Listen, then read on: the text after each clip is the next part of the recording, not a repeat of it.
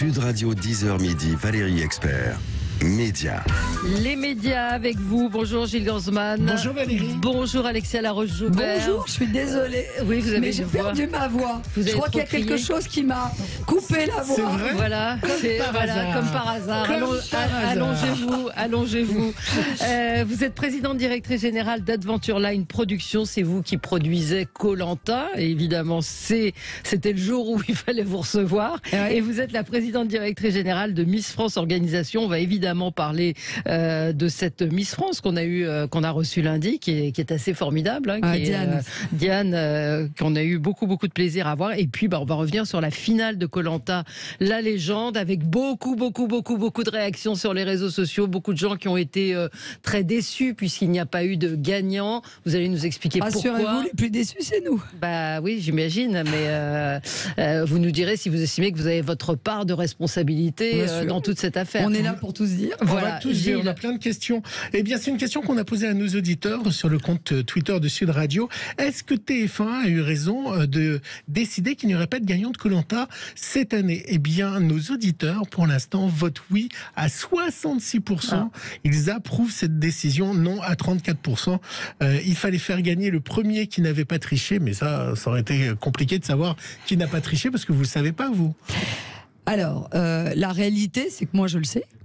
Mais j'ai eu beau confronter ces personnes-là, ils ont tous nié. Et par ailleurs, comme vous le savez, nous ne sommes pas un bureau d'inquisition. Nous sommes une émission de télévision. Alors, j'ai quand même bien fait, on a bien fait notre travail, c'est-à-dire qu'on a enquêté, on a rassemblé un faisceau d'indices, on est allé en Polynésie et il s'avère qu'on a une preuve irréfutable. Une photo on a une preuve irréfutable, on a une preuve irréfutable, qui est donc tout ça. Moi, j'ai décidé de travailler comme il faut le faire, c'est-à-dire avec l'huissier qui est en charge du respect du règlement du jeu. Donc, toutes ces preuves, en l'occurrence, sont chez l'huissier. Pour deux raisons. Un, parce que c'est lui qui est le garant du respect du règlement du jeu. Et deux, parce que je veux préserver l'anonymat de ces informations et pas qu'elles soient récupérées justement par des gens mal intentionnés. Comme vous le savez, on a eu énormément de problèmes avec des lynchages médiatiques, je peux dire aussi médiatiques, et sur les réseaux sociaux d'aventuriers, que ça soit des propos racistes, homophobes, enfin, etc. Beaucoup de choses extrêmement violentes, sur lesquelles d'ailleurs on s'est manifesté auprès du procureur de la République. Et nous ne voulons pas participer à ça. Par ailleurs, quand vous avez quelques aventuriers qui nient, vous n'allez pas non plus. Comme je vous le dis, je ne suis pas un procureur. Moi, je voulais vous faire réagir sur une question qu'a posée Cyril Hanouna, puisque vous dites que les équipes ont été sur place. Cyril Hanouna a dit hier dans l'émission que vous aviez payé les habitants qui avaient fait manger les candidats pour pas qu'ils ne parlent, et que vous aviez aussi payé pour récupérer la photo. Est-ce que ALP a donné de l'argent? Alors, jamais, et je peux vous dire que ça m'a pris suffisamment d'énergie pour récupérer un ensemble de preuves, que je n'avais aucun problème à ce que, en l'occurrence, les choses soient complètement dites. J'ai un faisceau d'indices, j'ai récupéré une preuve irréfutable qui est chez l'huissier. Donc nous, on n'a aucun problème. On est responsable de rien dans cette histoire. On l'a découvert bien après le tournage. Moi, je vous dis... Au moment de la diffusion, vous n'étiez pas au courant. Parce que les auditeurs nous disent quand est-ce que vous avez su. Je vais vous dire, non, mais bien sûr. En fin de compte, ça a été extrêmement simple. Et quand Théora, pour le coup, c'était l'épisode 11, je crois, du programme, donc c'était il y a 3 semaines ou un mois. Le principe, c'est qu'on appelle tous les candidats pour leur expliquer ce qu'il va y avoir dans le programme qui va être diffusé le soir même, de façon à ce qu'ils ne soient pas surpris. Donc là, et à ce moment-là, on a commencé à avoir des gens qui disaient mais il s'est peut-être passé d'autres choses, on a entendu parler, ou peut-être d'autres... Voilà. Donc un truc très bizarre. Sur ce, on a commencé, nous, à faire notre enquête. On a confronté des témoignages, on a convoqué des aventuriers pour comprendre ce qui s'était passé. Et il s'avère que la semaine dernière, nous avons reçu donc une preuve irréfutable. Et c'est pour ça que j'ai tout déposé chez l'huissier. Alors, il y a eu beaucoup de réactions suite à à la diffusion de l'émission d'hier. Ce matin, sur BFM, ils en ont fait 5 minutes, parce qu'il y a de l'affect avec Koh-Lanta. Et il y a de l'affect, et je le comprends. Non, mais ce qu'on vous reproche, ce que vous reproche un certain nombre d'internautes, oui, bien sûr, c'est de ne pas avoir fait de mea culpa, et à la limite de ne pas avoir commencé par ça. C'est-à-dire qu'on a eu l'impression que l'émission se déroulait... Attendez, ce qui est quand même dingo, c'est que nous sommes d'accord, je ne suis pas gardien de prison. Non. D'accord. Donc, nous avons des aventuriers, des aventurières aguerris, qui sont tous appelés des légendes, qui connaissent le programme par cœur. On les a briefés en amont du programme, en leur disant voilà, nous sommes dans un pays francophone. En l'occurrence, les gens vous connaissent parce que c'est la première fois qu'on tournait en Polynésie. On n'avait pas le choix que de tourner en Polynésie. Je vous rappelle que le monde était covidé.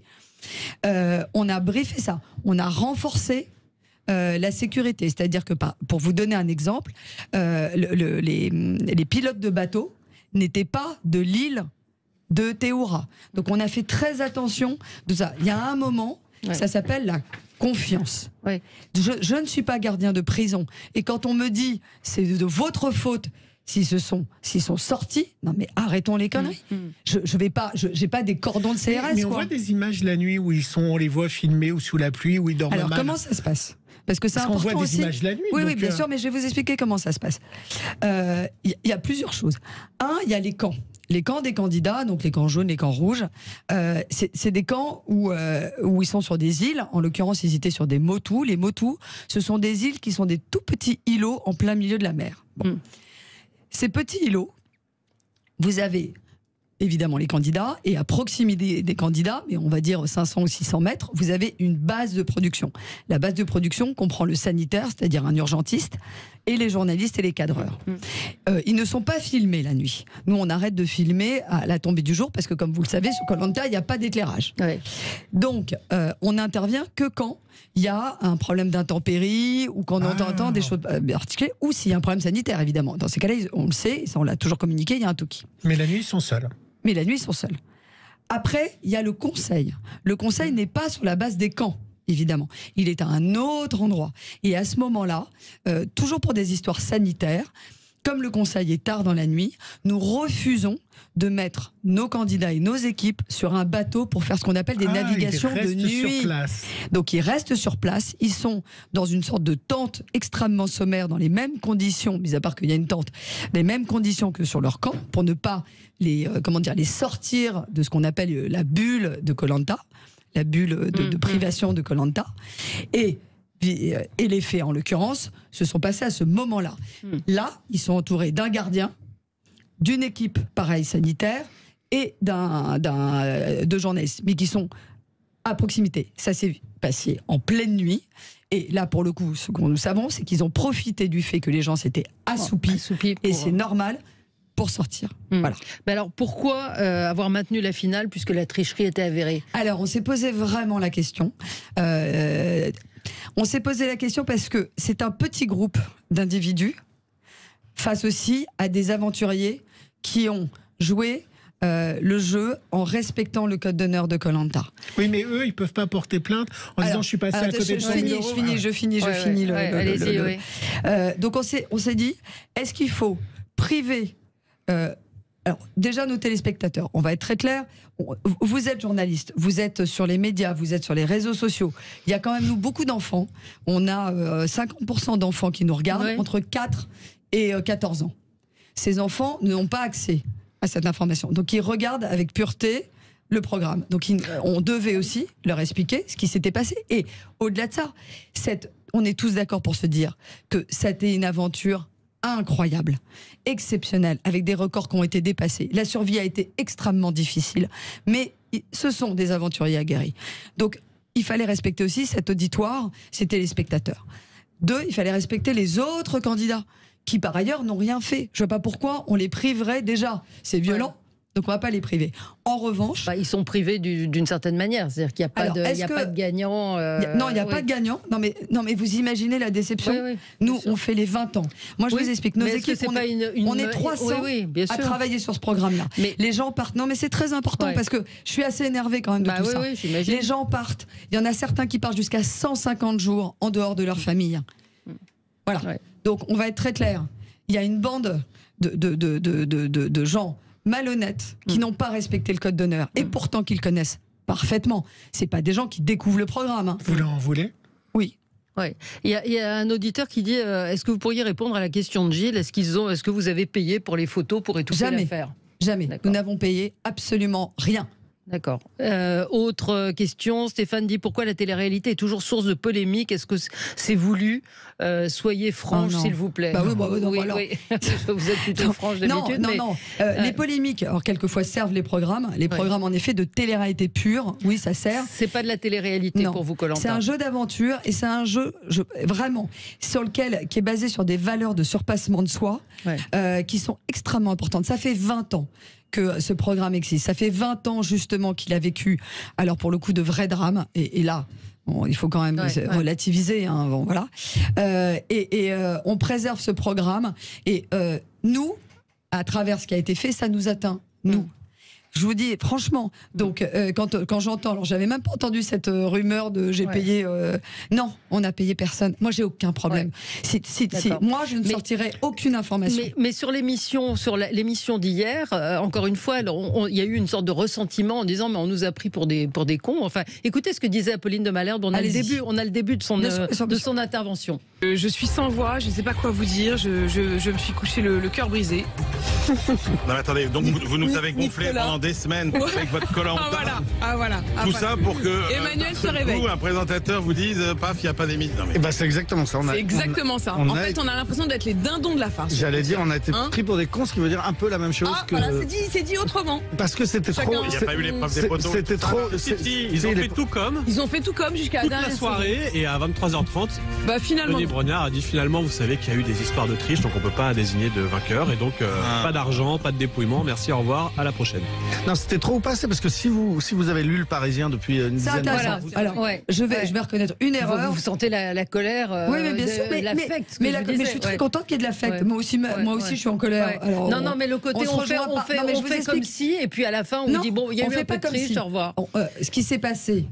En l'occurrence en Polynésie, c'est pas du comme si. C'est-à-dire qu'il y a vraiment eu des mecs sur des poteaux, il y a vraiment eu des exploits sportifs. Non mais il y a un moment, on va pas non plus nier ce qui s'est passé. Enfin, ça serait quand même, on l'aurait pas diffusé, on nous aurait dit on a bidonné je sais pas quoi. Donc il y a un moment, on a raconté ce qui s'est passé.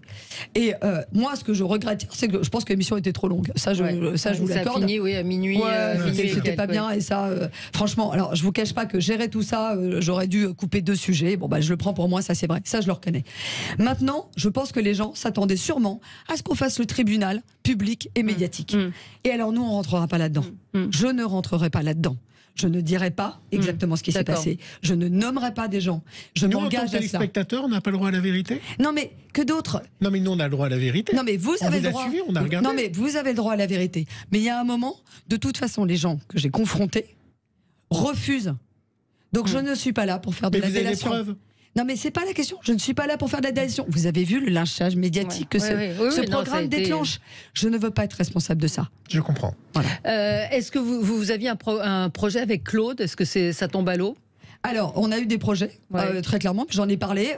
Il s'avère que ça tombe à l'eau, mais pas rien à voir avec ces histoires de tricherie. C'est que tout simplement, personne ne nous l'a acheté. D'accord. Mais ça fait longtemps. Hein, D'accord, c'est pas suite à ce qui s'est passé. Non, mais ça fait longtemps qu'on a laissé tomber, on a arrêté de le pitcher il y a 4-5 mois. Et d'ailleurs, je regrette parce que c'est un super programme. Mais vous n'avez plus envie de travailler avec Claude ? Non, mais ça, c'est pas la question. Non, mais vous essayez de me faire. Non, mais vous essayez de présupposer qui était dans cette turpitude. Vous savez pourquoi ? Alors, je vais vous faire écouter un son que vous avez sûrement vu sur Instagram. Vous avez vu qui met en cause la production, quand même. Écoutez. C'est la faute de tout le monde. C'est ça que j'en parle. C'est qu'il a la faute de tous. La faute au départ. C'est la faute de tous. Les candidats, la faute de tout le monde. À chacun à son échelle, a foutu la merde. C'est la faute de la prod, vous avez foutu la merde. Moi, j'aimerais bien qu'ils me disent. Alors, vous savez quoi ? Invitez-le. Et dites-lui en quoi nous avons foutu la merde. Ouais. Je pense que nous avons été dignes du début à la fin sur quelque chose dont nous sommes victimes. Est-ce que vous avez pensé à un moment faire voter les gens parce que Denis Brognard a fini l'émission en disant que chacun a son vainqueur dans son cœur. Est-ce que ça aurait été une solution de faire voter les gens? Non, parce que dans ces cas-là, il aurait fallu tout révéler, que les uns et les autres l'assument. Ouais. Et que donc, on risque de retomber dans Est-ce que moi, candidat qui a subi la triche, on m'a pas volé les 100 000 euros pour ceux qui n'ont pas triché? Ça, on peut se poser la question. Est-ce que ça, alors, soyons très honnêtes, ça les informations qu'on a ne permettent pas de bouleverser l'ordre du jeu. Voilà. Ça, en revanche, on peut le dire. C'est-à-dire qu'il y aurait. Ça arrivait à un moment où. Il n'y aurait pas une remise en cause de l'ordre. Non, de l'ordre du jeu.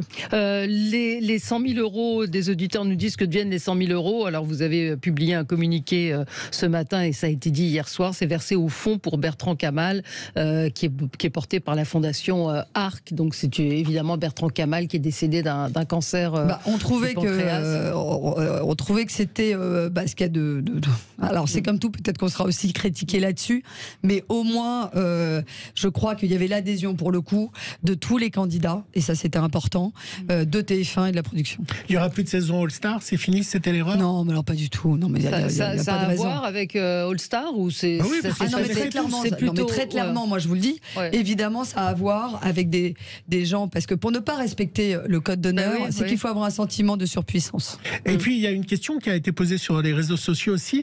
Est-ce que la prod n'est pas responsable? Alors c'est la première saison où il n'avait pas de riz dès le départ. Est-ce que vous les affamez pas trop et qu'on se plaint après en disant vous plaignez qu'ils aient essayé de trouver une solution pour manger alors que vous les affamez? Alors ce qui est génial, c'est que longtemps j'ai eu des critiques comme quoi tout ça, la survie c'était bidon. Non mais c'est pour ça que c'est très compliqué pour moi de répondre. Ça a été très dur. Ça, en revanche, ça a été très dur. Est-ce que ça a été trop dur?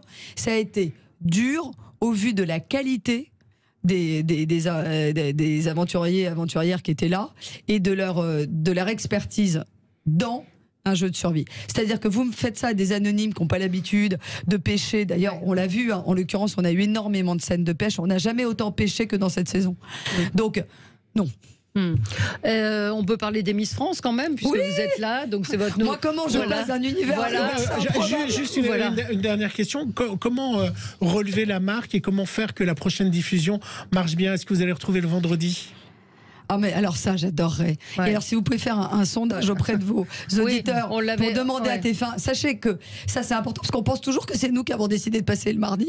Pas du tout. Hein. Moi je soutiens TF1 parce que c'est mon rôle de producteur que de les accompagner dans des choix de programmation, mais je l'ai su au dernier moment. Et les gens avaient râlé. Hein. Je me souviens quand c'est passé, les gens n'étaient pas contents. Moi là où j'en veux à TF1, mais je leur ai dit, j'ai pas de problème, on joue la carte solidaire et de partenariat avec la chaîne.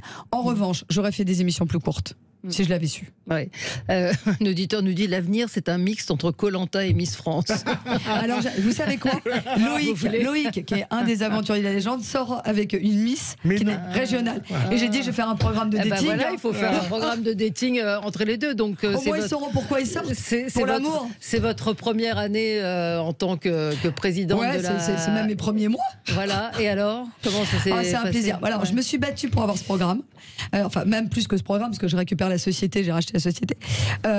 C'est un programme que j'avais eu la chance, auquel j'avais eu la chance de participer, justement avec Frédéric Gilbert en l'occurrence, et Sylvie Tellier, qui n'était pas encore à la tête, mais il y a 15 ans, plus de 15 ans, j'étais avec Geneviève, et j'avais adoré faire ce programme. Moi, je suis une fille qui peut aller sur une île déserte, regarder les gens manger de la noix de coco, et aussi qui aime la beauté d'un grand spectacle. Et il s'avère que c'est le plus gros show de la télévision française. Et quand vous êtes producteur, et moi j'ai fait quand même 10 ans de ma vie sur des plateaux, ce qu'on appelle nous dans notre jargon des shiny floors, des plateaux avec beaucoup de lumière et tout ça, c'est un kiff. C'est un peu le Graal. La réalité c'est que l'histoire de Koh-Lanta m'a laissé sans voix, mais j'ai perdu ma voix parce qu'il y avait 4400 personnes dans le spectateur dans la salle, et je pense que j'étais comme ça en train d'hurler. C'était votre favorite? Vous avez le droit d'avoir. Non, j'adorais, j'aimais beaucoup Miss Aquitaine, j'aimais bien Miss Alsace, j'aimais une petite qui a pas été sélectionnée dans les 15, donc j'étais hyper déçue, c'était Miss Limousin. Ouais. Et j'avais j'ai un terme, il y a un terme anglais qui est stunning, c'est-à-dire qu'elle est hollywoodienne.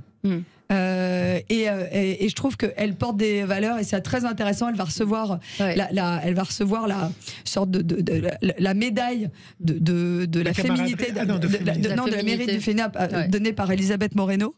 Et je trouve qu'elle véhicule exactement ce pourquoi moi je me bats, c'est-à-dire d'arrêter qu'on dise que c'est des filles qui n'ont pas le choix, qu'elles sont écervelées.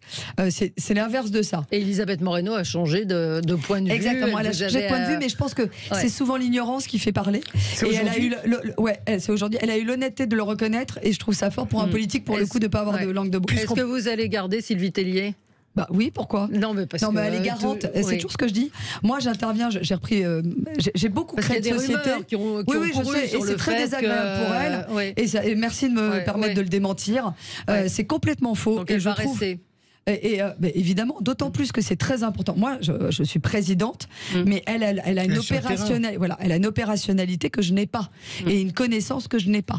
Et je pense que ce qui est intéressant, c'est de confronter la personne qui préserve la tradition et celle qui apporte de la modernité. Et c'est souvent de très bonnes associations. Puisqu'on parlait d'Elisabeth Moreno, est-ce que vous confirmez que dans 1 an, 2 ans, il y aura des transsexuels dans Miss France ? Alors, ce qu'on a toujours dit, mais ça, si vous lisez bien le règlement, on demande à ce que l'identité civile soit féminin. Mais donc il n'y a pas de problème. S'il y a des transsexuels, mais des transsexuels qui ont cheminé vers le fait d'être une carte d'identité féminine, il n'y a aucun problème. Et vous allez demander, il n'y a aucun souci. Aucun souci. Ouais. Mais aucun souci. Et il y aura d'autres aménagements du genre tatouage autorisé, chirurgie esthétique. Non, mais alors moi, il faut savoir que j'ai pris quand même la société il y a quelques mois. Donc, je suis en pleine réflexion. C'est un travail qui. Alors, il faut déjà savoir que ce sont les comités. Il faut en fin de compte dissocier la société Miss France qui produit le programme et qui a la marque des comités régionaux qui font les élections. Donc ça, c'est 2 entités différentes. Donc moi, on va réunir les comités et j'ai fait surtout un exercice très intéressant.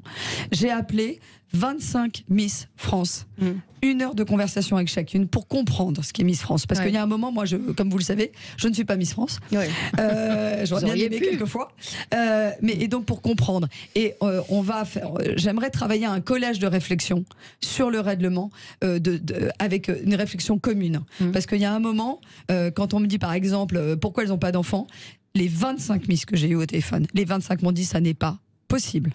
En revanche, il y a sûrement des aménagements à faire. L'écharpe restera en revanche. Mais on a fait un super sujet sur l'écharpe qui a passionné les gens. Oui, absolument.